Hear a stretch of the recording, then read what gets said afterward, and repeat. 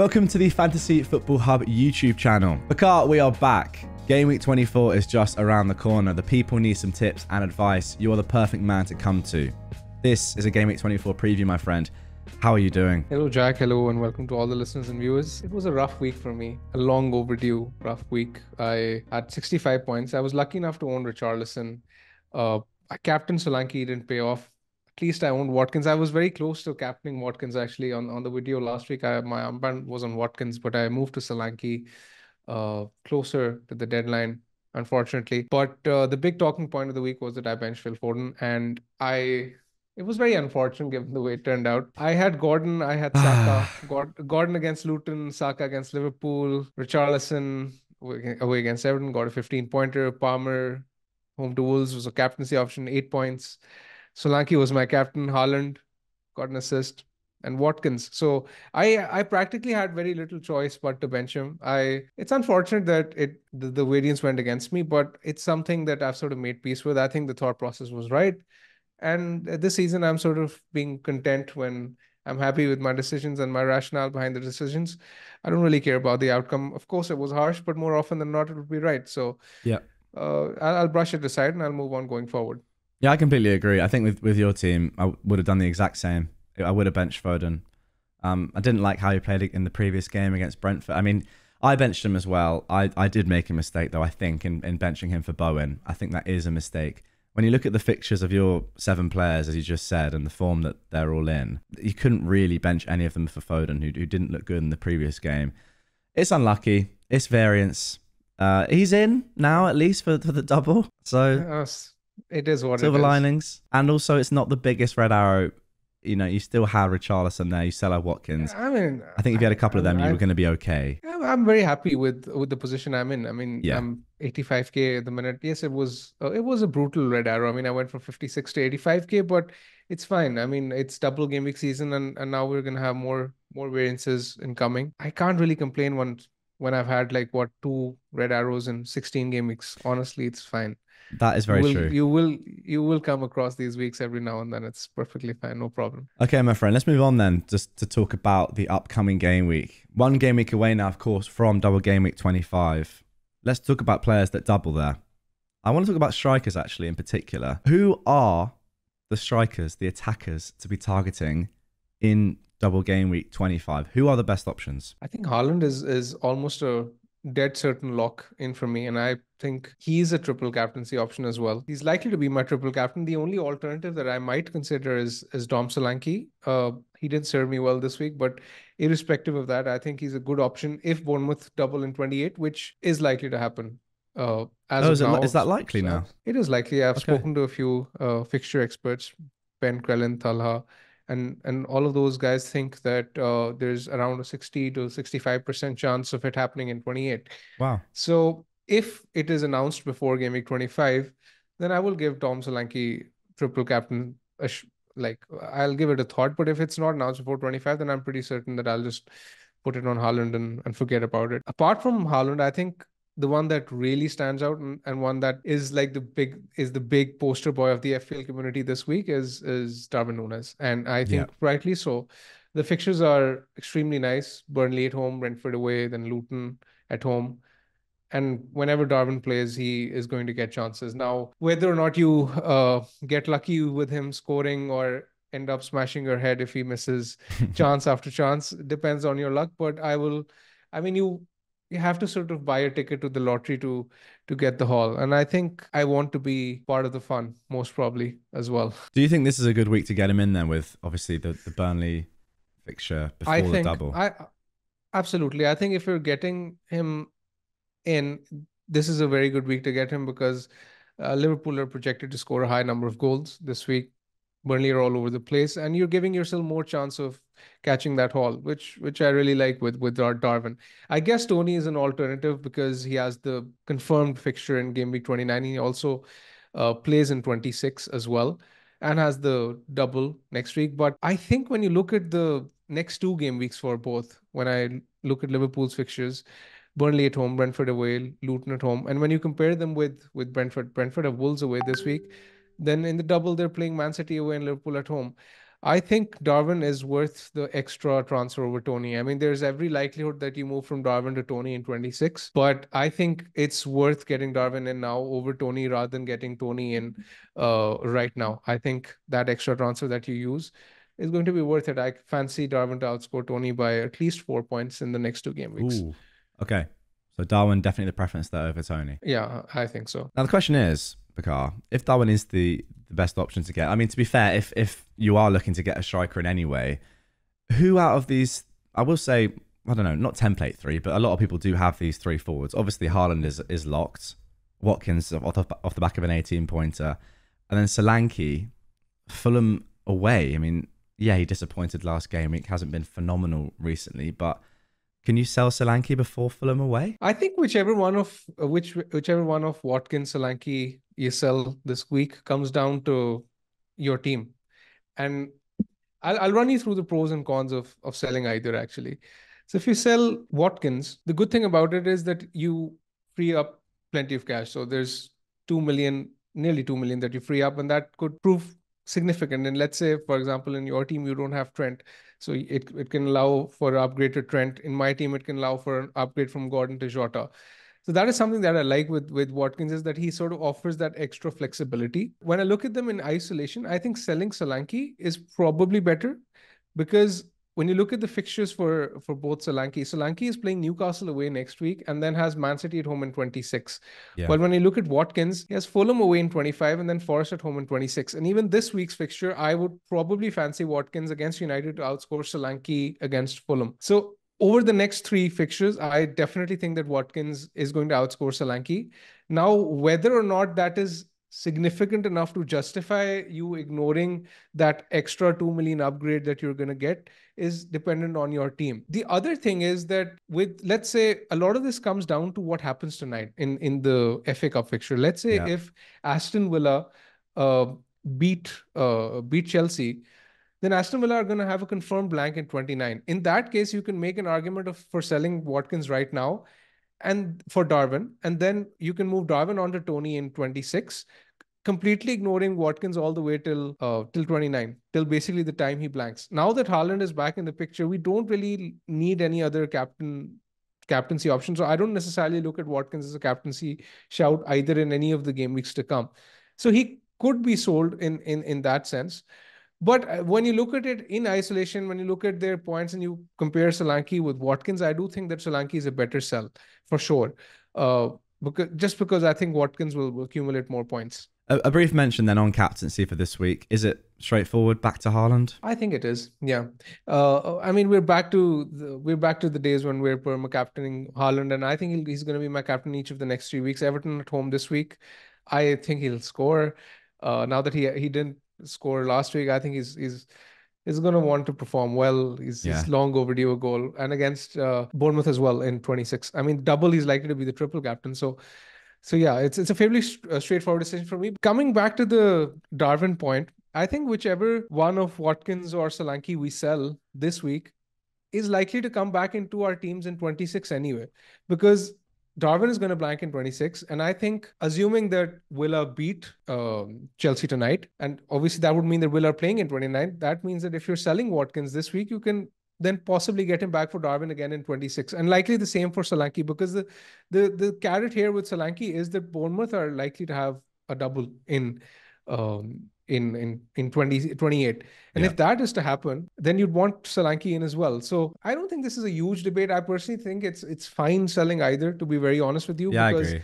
The chances are, assuming that Villa win tonight, Villa lose tonight, that you're going to end up getting the one you sell back again very soon. Yeah. Exactly. I mean, you're not going to keep Darwin past. Darwin, I think, is the most expendable of a Liverpool player past 25 anyway. So you're going to be looking for another forward. And exactly, eventually, unless you go Tony, then you're gonna come back to which player you exactly sell. It's gonna be either the player you sell or it's gonna be Tony, depending on the result of the Villa game. If Villa are blanking at 29, you can go for Tony. If not, then you go back to Watkins, right? Yeah. And similarly, if you sell Solanke, then you can sell Solanke right now. If you get news of a double later, then you can get Solanke back in for Darwin. It's fine. It's not the end of the world. Let's talk about Mo Salah. You said that you're going to be on sort of perma-cap Haaland now for the next few game weeks. Where does Salah lie in all of this? Because he keeps posting images on Instagram, on his story of him in the gym. I don't know what relevance that really has to his, expected minutes coming up, but he's in the country. He's at the training ground. He's trying to get ready. How near is he? Is he in your thoughts at all? No, I think I've sort of moved on from the idea of even considering him for Gameweek 25 because A, he's not going to be the triple captaincy option in the presence of Haaland. And B, let's say even if he is back, I'm not convinced of his minutes to either justify his price or even be worth it over someone like Jota in midfield. Because we have to bear in mind, Jack, that Liverpool have that cup final, the Yeah, DFL Cup final, exactly 3 or 4 days after the Luton fixture. And that Luton home game screams rotation to me. So I am not entirely sure of Salah's minutes, and even if he is fit, he might not be played in at least one of the fixture in the double. that's true. I can definitely see him not playing the first game and then getting 20 minutes off the bench in the second just to prepare him for the final, and then that will be the game that they're targeting, I'm sure, because it's a League Cup final. So yeah, it definitely makes sense to me. Let's talk about Liverpool assets overall then. The best ones for 25. You've got Trent in there, and I think let's come to Trent afterwards. Who are, would you say the best three are just flat for 25? Best three flat for 25. It's sort of tricky. I think Trent, Darwin, and Jota. Yeah, okay. I think those three. I think those three are clear. But you don't necessarily have to buy all three of them, considering that it may require major surgery in your team, and considering that you might have to sell them straight after buying them in Game Week 26. So again, a lot of this is team dependent. But in an ideal world, let's say if I was free hitting, then I would definitely have those three. Okay, I agree completely with Darwin and Jota. I think they are standout options. I don't know. Are there some reservations there with Trent just because of Conor Bradley's form and Trent not yet playing over an hour since he's come back, or recently anyway? I think when you look at it as an owner, I own Trent. I'm not concerned in the slightest. I've just sort of made my bet now that I've got him, and I'll keep him. I think Bradley could get a game against Luton because of what I mentioned earlier. That the Luton game is going to be the hotspot for rotation. But I mean, Robertson's not exactly fit either, right? So we can see a situation where he ends up playing either left back as well. So I'm not entirely convinced with the idea that Trent will definitely be benched. And let's say if I was a non-owner, I think I would probably look at getting him back in and the best time to do that is this week because you are giving yourself more chance of hitting that haul, of getting those points, very much like Darwin. Yeah. So do you just get him in this week against Burnley? He'll probably have had a full week of training. Yeah. I don't think he'll be benched against Burnley. We sort of tend to forget how incredible Trent has been with his underlying data this season. I mean, his numbers are nuts. So I guess you just get him in and pray. I guess the alternative could be to go for someone like a Van Dijk if you don't own a Liverpool defender, because obviously Van Dijk is more secure. Bit boring than though, Trent, isn't it? Let's be honest. Bit boring. He is boring. He is boring. But again, it does come down to what upgrades, let's say the extra saving for Van Dijk over Trent allows. Yeah. But I personally would still go with Trent, simply because of what he brings to the table, and there is potential for him even beyond the double as well. You don't necessarily have to sell him. I mean, he could be a good buy for a period of time. Okay, let's talk City players now. Obviously, you have Haaland, who's locked, Foden, who is locked, I presume, off the back of a massive haul.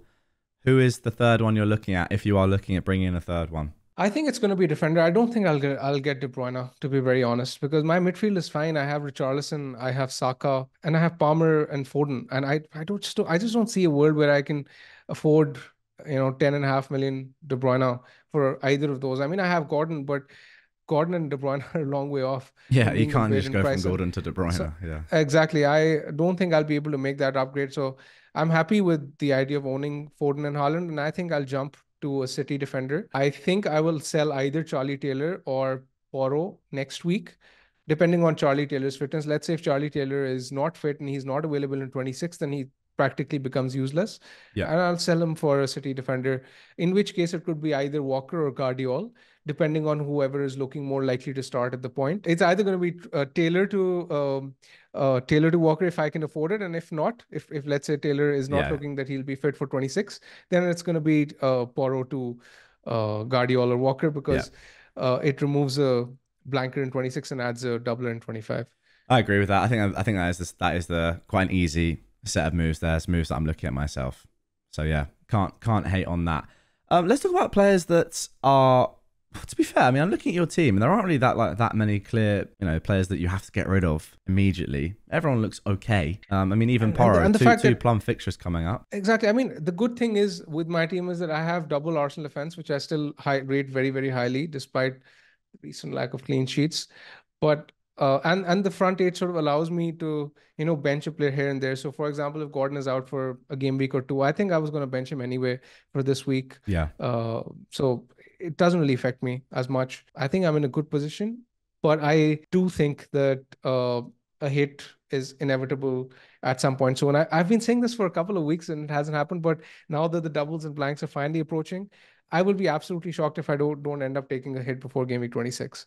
But I will do my best not to take a hit. With just free transfer, it does get a bit tough though. I presume this week. Well, actually, I won't presume. What are you going to do with your team this week? What would you do in my position, Jack? Now that you've looked at my team. And how many transfers do you have? I have one free transfer. Yeah. I would roll. I have one free transfer and I have 1.5 million in the bank. Yeah. I would 100% roll. Unless you want to get aggressive and get a Liverpool player in. I know you're looking at Solanke to Darwin or something like that, which I understand because you're going to make it eventually anyway. Yeah, so now coming to my own team, I think there are three options that I'm realistically considering this week. The first option is the one that you've mentioned, is to roll. I mean, whenever in doubt, it's a good old saying that you roll. And with my team, I don't necessarily have to bring anyone in because my front seven is fine. Double Arsenal defense is fine against West Ham, and Trent is fine as well. So I don't necessarily have to make a move this week. The counter argument to that is that if I save the transfer this week, I'm likely to buy Darwin in next week anyway. Yeah. Why not do it this week, right? One of the counter arguments is this. And the second, the thing with rolling is why I think the idea of rolling could work is because it allows me, let's say, the flexibility to go from, let's say, if I want to remove a doubler, to remove someone who's blanking in 26 and add a doubler, let's say Richarlison to Jota could happen, but I don't think I'll end up selling Richarlison. So that won't happen. Obviously, I'll get more info as well, which sort of adds to the value of rolling. Let's say if Luis Diaz is an option next week, I can, then buy him. By sort of making a transfer this week, I'm sort of committing myself to a path going forward, which may or may not be optimal, which is the risk. Yeah. But obviously there is clear value, there's clear benefit, clear gain to be made by buying Darwin this week, because I think the only player I would use my free transfer on this week is Darwin. Now, I'm not even sure whether I'll sell Solanke or Watkins if I make the transfer. So these are the three routes. Either save, either do Watkins to Darwin, either do Solanke to Darwin. I can afford Solanke to Darwin in one move. But then I would practically price myself out of Jota, because it would basically mean that I won't be able to upgrade Gordon to Jota. For me to be able to get from Gordon to Jota, I'll have to sell Watkins. So it is tricky because... That is interesting. Wait, so who would you be selling then if you were... Because I presume you'd want Jota in for the... Would you then have to sell Richarlison? Or Saka would go? No, surely not. I think if I sell Solanke for Darwin, I will probably have to sell Richarlison for Jota if I want him. But I don't think I'll make that transfer because I don't necessarily like the idea of buying a player for a hit and then selling him for a hit straight away. Because I also have to look at my blankers for 26, and my team is in... I mean, it's not in terrible shape, but it's not in a great position, because when you look at my team, even for 25, I just have 2 from City. I have 1 from Liverpool at the moment with just 1 free transfer. And for 26, I will likely add a Liverpool to this list. So I'll likely have 2 Liverpool at least in 26. I will have Palmer. I will likely have Richarlison. Yeah. And I also have Charlie Taylor, who I am not sure whether he's going to play or not. So if I end up overloading on players in 25, I may have to sell them for hits in 26. So yeah, I mean, you have 10 as it stands in 26 with Taylor. As you exactly. said, yeah. I'm not exactly worrying about Jota at the moment. I think with my team, Darwin makes more sense if I am to buy a Liverpool asset this week. Yeah. So realistically, considering those 3 options are the ones that I've mentioned, I mean, I guess I could take a hit and get Jota and Darwin in this week by selling Watkins and let's say Gordon. But then it involves selling Watkins, which I don't exactly like, and that too for a hit. Then it also adds to the problem for Game Week 26 because it would mean, an additional Liverpool player in Jota for 26. So it's sort of tricky, and it would also mean that I bench Palmer this week. Just by the way, if I buy Jota, Oh, so I'm adding to a lot of problems. If let's say if I take a hit this week, I don't think you want to bench Palmer this week. I know Chelsea have been poor, but but Palace so have are in in Palace. awful form at the moment. And yeah, Yeah, the best exactly. players are injured. You can't sell him. Well, at least will be out. It seems. Richarlison, I just want to mention briefly because as a non-owner, I genuinely don't think, and this is a bit of a crazy statement, I actually don't think he's too far away from being a good buy this week. And I know that he's not playing in 26, but these two fixtures coming up, I mean, especially the Brighton game, he could go absolutely nuclear. At home, He Tottenham are could, just a complete beast. he could, but How do I not buy I, him? If he gets 15 points, he's a good buy, no matter what happens in 26. realistically speaking, I don't think he'll get 15 points. Is the point? You're Okay, effectively 14. banking. 14, I fine. mean, you're effectively banking on a double-digit haul to make it Yeah, you are. worth it. I don't think if you don't have Richarlison, I won't bother. To be very honest. Yeah, no, I'm not going to, You but give I tell you what, it is tempting. And the only reason that, I mean, I'm going to have to get him in at some point. Obviously, he plays in 29. But yeah, I think there Yeah. are better midfield options to prioritize. I do want to finally ask you, and this is not necessarily to do with your team, but some players that aren't doing well at the moment might be injured, might be out of form, might be out the side. We've seen a lot of sales for Alvarez, for Haaland last week. Players like Estupinian, Konza, etc. Are these players all kind of sells now, looking to optimize your team for 25 and just really attack that and make sure you have the best players in place for that double? I think we're hearing news and reports are coming in that Konsa is like out for 4 weeks, and if Yeah. that is the case, and Konsa is an easy sell. Estupinan, I'm not exactly sure whether he's a sell or not. If you can afford to bench him this week, uh, then I probably would. A, given the fixture difficulty, and B, because it would give you an idea of how things are going forward. If you're in the position to bench this week, I would definitely do that. But if you're not, then I think I'd sell him because he was playing as a left centre back and as the left wing back, and now Igor has played there and Lamptey played there, and Brighton won 4-1. So I'm not exactly confident about his minutes going forward as well. I think he's coming close to being a sell, and I think you'd have a better idea going forward. So why not bench him this week? And Yeah. who was the other person you mentioned? Well, in the Alvarez, list? who started obviously against who did City play? Brentford. Despite the fact that a lot of people thought he might come out the team, but he dropped in obviously because Haaland playing up top. But if he's still going to get minutes, is he still not a decent pick? I mean, he's all right, but let's say if someone doesn't have Haaland, then Alvarez to Haaland is still a good transfer. I think the more interesting conundrum lies for those people who own both Haaland and Alvarez. What do you do in that case? And I think you probably hold him in that case because then Yeah. you don't want to waste your transfers, selling Alvarez and then getting him back, getting some other City player for the double because you're using two of your precious free transfers doing that. And I don't really like that restructuring, especially when I do think that Alvarez could play, two of the next three games. I won't expect him to play all, but I think he'll start two of the next three till 25. And I guess the best solution is to wait before this week's deadline because we're likely going to have team leaks, given that it's an early fixture. If he's starting, then I guess he could be worth keeping if you already have Haaland. That's a very good point. We are almost definitely, if you are active on Twitter, going to know what the City team is looking like pre-deadline. I mean, it's just the way there are a lot of early team links with City this season.